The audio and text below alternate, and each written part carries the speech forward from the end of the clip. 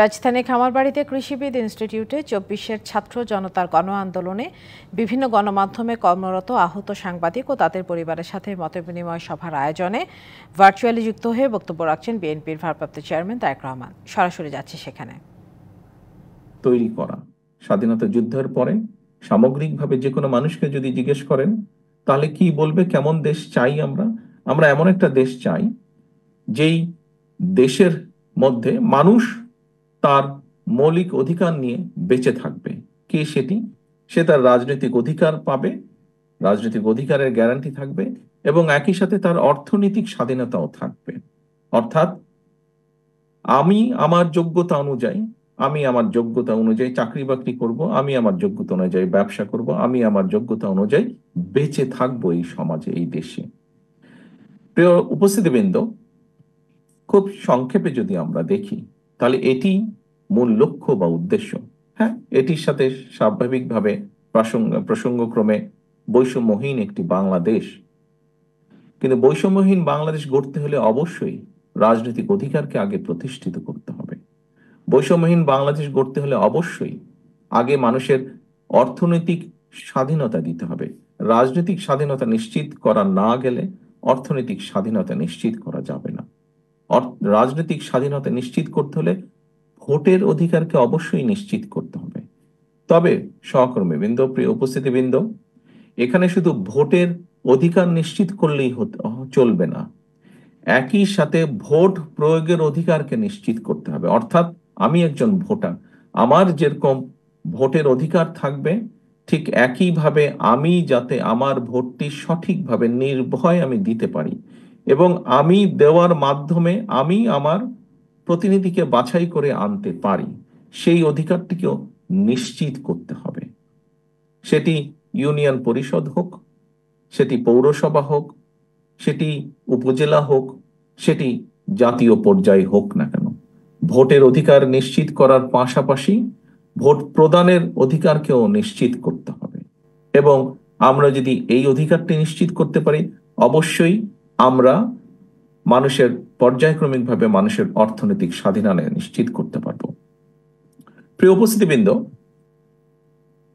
একজন রাজনৈতিক কর্মী হিসাবে আমি মনে করি মানুষের রাজনৈতিক অধিকার এবং মানুষের অর্থনৈতিক অধিকার যদি নিশ্চিত করা সম্ভব না হয় তাহলে আমাদের স্বাধীনতা বলি, গণতন্ত্র বলি, সার্বভৌমত্ব বলি, যাই বলি না কেন, কোনটিকেই টিকিয়ে রাখা সম্ভব হবে না। একনল হ্যান্ড ওয়াশ 100% প্যারাবেন ফ্রি, তাই নিরাপদ হাতের জন্য আস্থা রাখুন একনলে। আপনারা খেয়াল করে দেখবেন,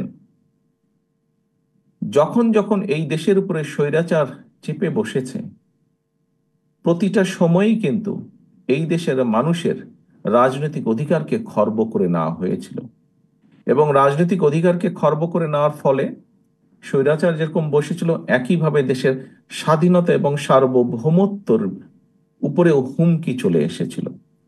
কদিন আগের ঘটনাই আপনারা দেখেছেন। এখানে যারা অস্ত্রের জোরেই বলুন, পেশি শক্তির জোরেই বলুন, অন্য কারো আশীর্বাদেই বলুন, যারা বিগত 15 বছর ক্ষমতাকে ধরে রেখেছিল, সেই সময় মানুষের অধিকার ছিল না বলেও একই সাথে আমরা দেখেছি রাষ্ট্রের স্বাধীনতা এবং সার্বভৌমত্ব হুমকির সম্মুখীন হয়ে গিয়েছিল। বিভিন্নভাবে আমরা দেখেছি কিভাবে অন্য দেশের উপস্থিতি, বাংলাদেশের মানুষের অধিকারকে দাবিয়ে রেখে অন্য দেশের উপস্থিতি, অন্য দেশের নাগরিকদের উপস্থিতি এই দেশে আমরা দেখেছি কিভাবে তারা বাংলাদেশের মানুষের অধিকারকে দাবিয়ে রেখে, বাংলাদেশের মানুষের ন্যায্য অধিকারকে দাবিয়ে রেখে তারা তাদের স্বার্থ এখান থেকে উদ্ধার করে নিয়ে গিয়েছে।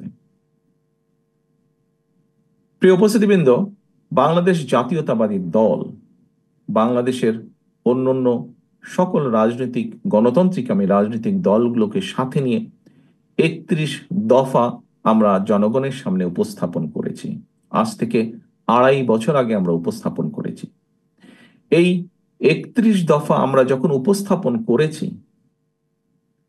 তখন সংস্কার প্রস্তাব, এই 31 দফা অ্যাকচুয়ালি সংস্কার প্রস্তাব, কতগুলো ব্যবস্থার কি কি উন্নতি করা উচিত হবে দেশকে বা রাষ্ট্রকে মেরামত করার জন্য, দেশ বা রাষ্ট্রকে সামনের দিকে এগিয়ে নেওয়ার জন্য, তারই এখানে বক্তব্য, সেই বক্তব্যগুলি এখানে তুলে ধরা হয়েছে।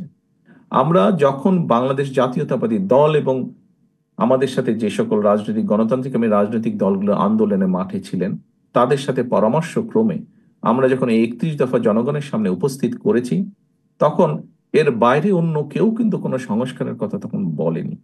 আমরা 2.5 বছর আগে আমরা বুঝতে পেরেছিলাম, 2.5 বছর আগে আমাদের দৃঢ় আত্মবিশ্বাস ছিল এই স্বৈরাচারের পতন হবে, এবং স্বৈরাচারের পতন হবার পরে এই খুনি স্বৈরাচার যেভাবে দেশকে ধ্বংস করে দিয়ে গিয়েছে, দেশের প্রতিটি সেক্টরকে যেভাবে ধ্বংস করে দিয়ে গিয়েছে, প্রতিটি সেক্টরের মেরামত প্রয়োজন, এবং মেরামত করতে হলে একটি পরিকল্পনা প্রয়োজন, একটি গাইডলাইন প্রয়োজন, পলিসি প্রয়োজন।